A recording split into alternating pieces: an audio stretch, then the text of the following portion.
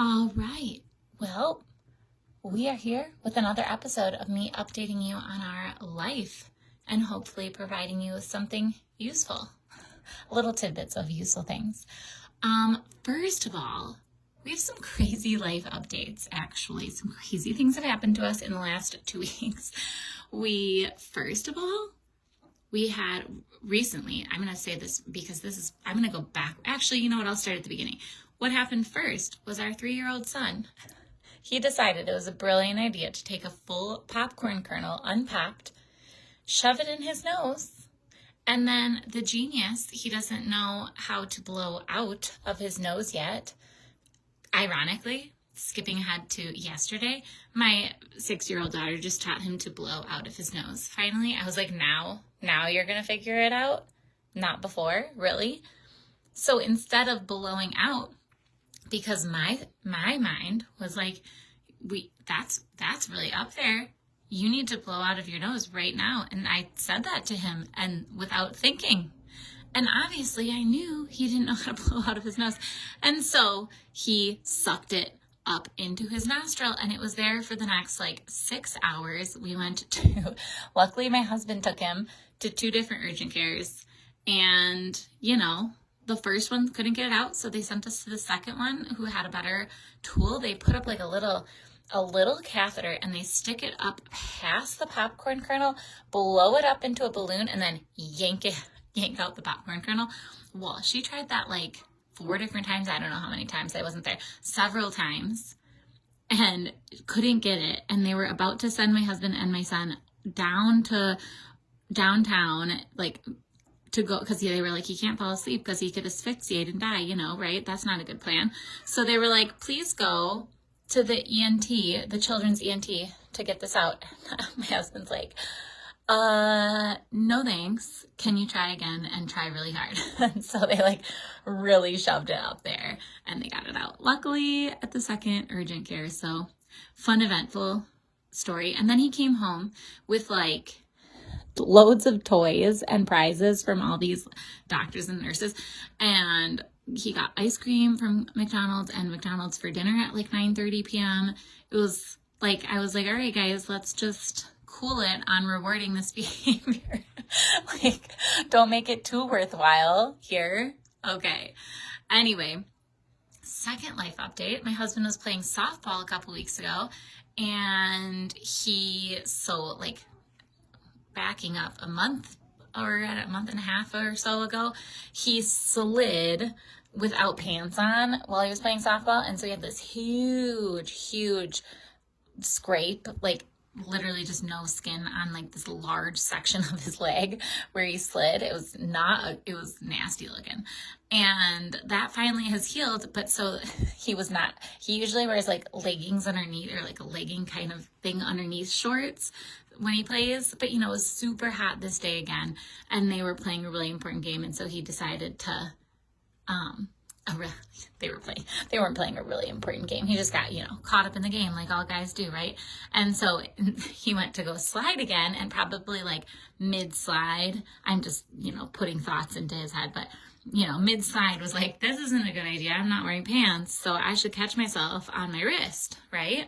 A little bit. And so mid-slide, he kind of put his hand down and slid on his wrist. Well, I'm standing up recording this with my phone, and my kids are making bracelets at the table, and actually the baby's napping on my back right now, which is not good, and I gotta wake him up. But anyway, so I'm just telling you this because I'm literally doing the sliding motion with my body while I'm recording this on my phone.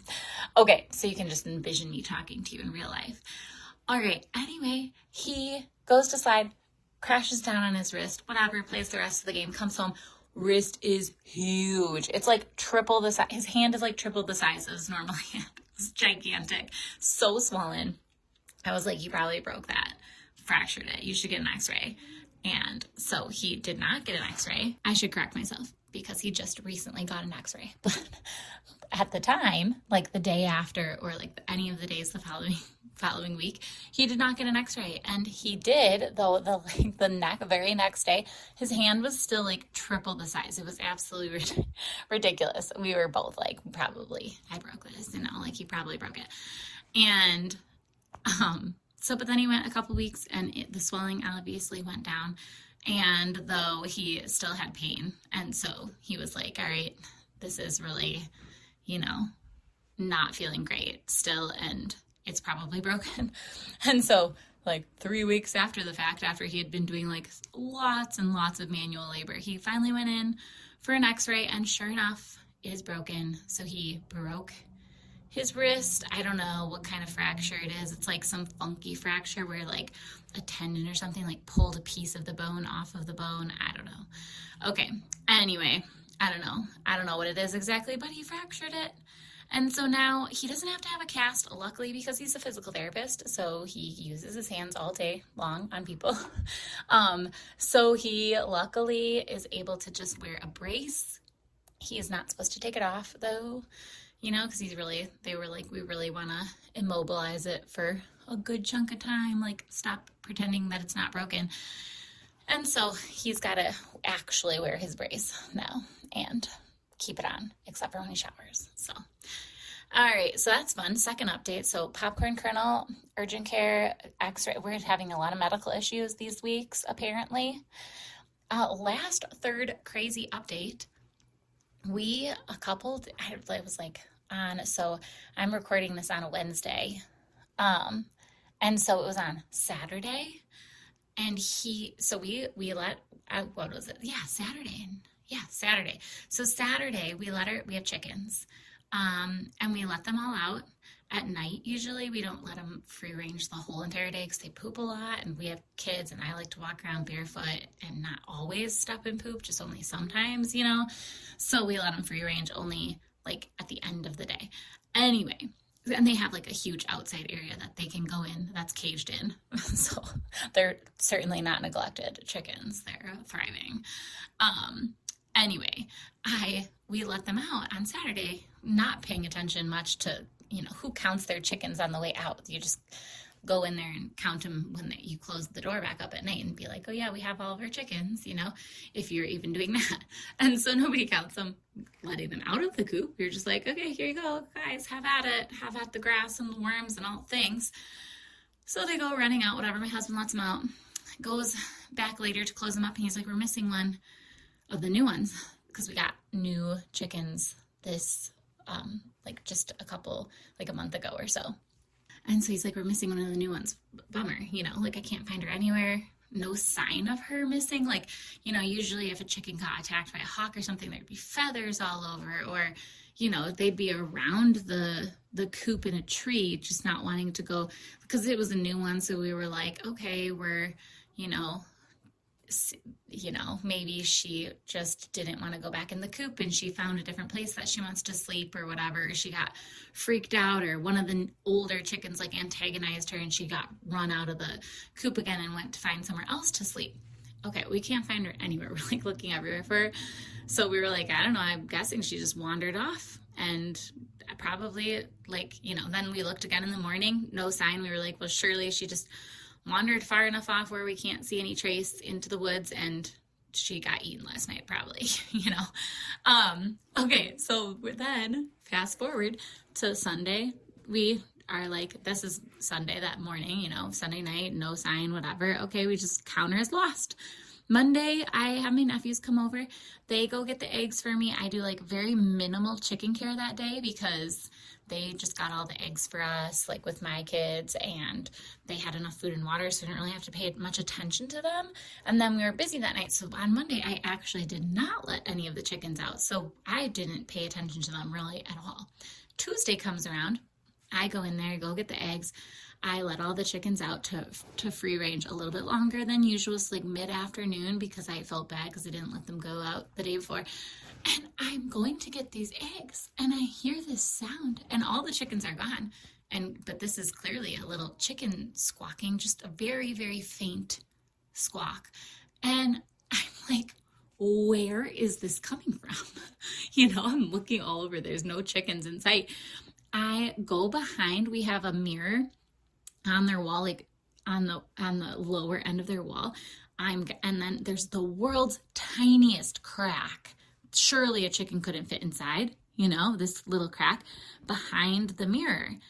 And Sure enough, that chicken we were missing, she's been back there probably for at least 3 days, if not 4, stuck behind that mirror without food, water, nothing. She was just stuck back there in this tiny, tiny, tiny little crack.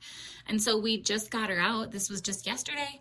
We just got her out, and I don't know if she's doing okay. She's not doing fantastic, but she's doing okay. She maybe has a wing injury. I'm not sure. I got to go check on her again today. But yeah, she was like, stumbling around for a second, like as if, you just got off of a spinning tire swing or something and you were trying to stand up. That's kind of how she looked. Probably because her whole lower body was numb, like just had fallen asleep. Like, poor girl, oh my gosh, I can't believe she was stuck back there for so many days and nobody noticed. Like, why would we ever have looked back there though, And it's in the very back corner of the outside area of our coop, like somewhere where we don't regularly go because the eggs aren't there. Like, that's just where they kind of roam around. So yeah, it was bad. But yeah, we got her out and we looked at her last night and she wasn't sleeping on a roost. She was sleeping on the ground. So I just got to go check on her and make sure none of the other chickens are attacking her now, because the pecking order is real, man. They just attack those who are deemed less than at the current moment in time and injured. So yeah, we got to go check on her. Anyway, okay, that's pretty much it on our life updates. And then the last thing I wanted to point out, yeah, I'm not pointing anything out. My friend asked me, because we've been doing a ton of episodes on like back to school stuff, and I talked a little bit about like our checklists. And I don't think she wasn't listening to these episodes when she asked me this, obviously, but she just personally asked me in my real life, how exactly we implement these checklists in the morning when our kids are going off to school. And so to like make them successful, because she's like, I've been thinking about making like a morning checklist, but I just don't really know how to do it successfully. Like, how do you introduce it? How do you keep it going so that your kid actually uses it and whatnot? So I was just gonna quick talk about what we do, and maybe it's beneficial for you listening. So we have these little checklists. I make one for each kid, so we have like personalized checklists. Now, at the current moment, our big 3 kids all have the same checklist on there. I will most of the time so then I just use Expo. So I type them up, I laminate them because we have like a little mini home laminator so that they can use Expo marker on them. And I have them on our refrigerator, which is right by our back door where we go in and out of. And I have them check off it. So I have them phrased like, I have this done. And then when they have that done, then they can check it off. So it's like, I brushed my teeth. I have my hair done. I am dressed, So there's like all these little things. And I'll actually, I'll link to like a editable, baby's waking up. I'll link to the editable Canva version of these, because I actually typed them up in Canva, and I printed them out, and so you can see our exact ones, and I'll just I'll like copy it and make it an editable, I can't talk that word. I will make it an editable Canva version so that you can just make it your own. You can change the name on the top and you can put in your own stuff if you want to. But yeah, so I have it phrased so that it's like, I am ready for the day. And then here are the things that I have done, so that they're kind of like, it's implied to like not check it off until it's actually already done. I found that to be a little bit of a mess last year with our daughter sometimes. I mean, she was pretty good about it, but I could see that being more disastrous with a kid who maybe wasn't as good at it. She would just check it off in advance. Like, oh yeah, these are the things I need to do. Then she would just go over there and check them all off and then go do them. But sometimes she would forget things, and it was like, I think she didn't have that as like at the end, I'm going to check this off so that I know that I've actually accomplished that. So it says like, I am dressed. I have my teeth brushed. I have my hair done. I have my backpack packed. And then underneath the backpack, there is like a list of the things that are in their backpack.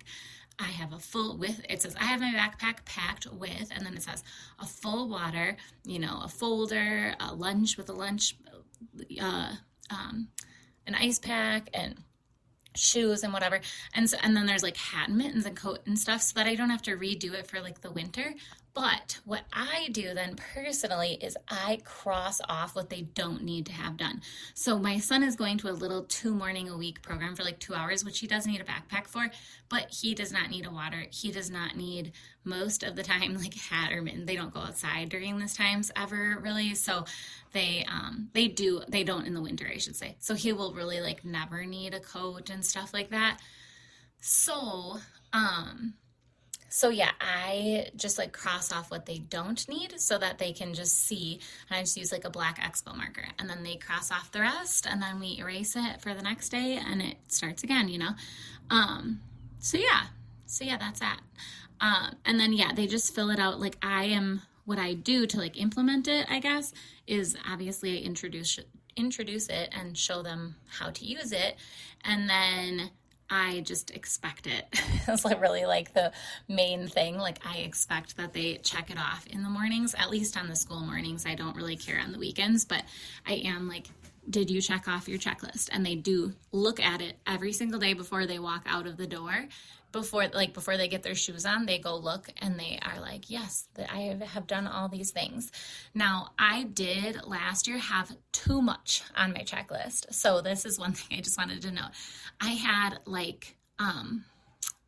something like, I have my shoes and my coat on, or, you know, like, I had things like I ate breakfast and whatever. And so it was just some of the things that they already just did as part of their routine. So this year I tried to make it a lot more pared down because they just, you know, when you have too many things to check off, it's just annoying for a kid to do. But if there's just the stuff that they need to walk out the door on this checklist, then they're probably more inclined to actually use it. So yeah, so that's that.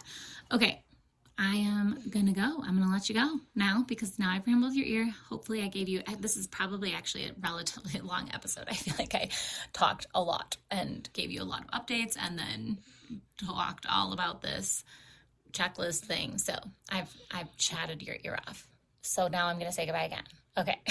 I'm just proving to you that I'm from Wisconsin and have an inability to say goodbye and then actually be gone the first time. I have to say it like 4 times before I actually leave. And so here I am saying it again. I'm going to actually let you go this time. Drink water, eat snacks. Talk next time.